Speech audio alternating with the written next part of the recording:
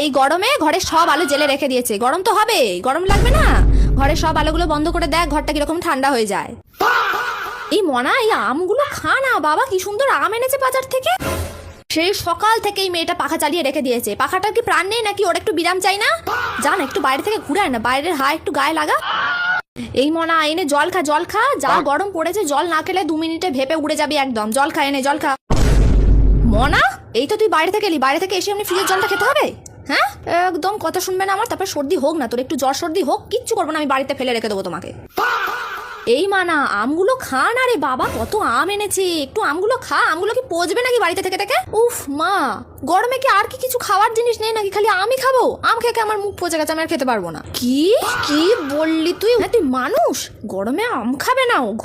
ঘর থেকে একবার তোমাকে ঠেঙিয়ে বার করে দেবো। আমগুলো খা চুপচাপ, আবার মুখে মুখে চোপা। এই দেখ, পাখার প্লেটগুলো পরিষ্কার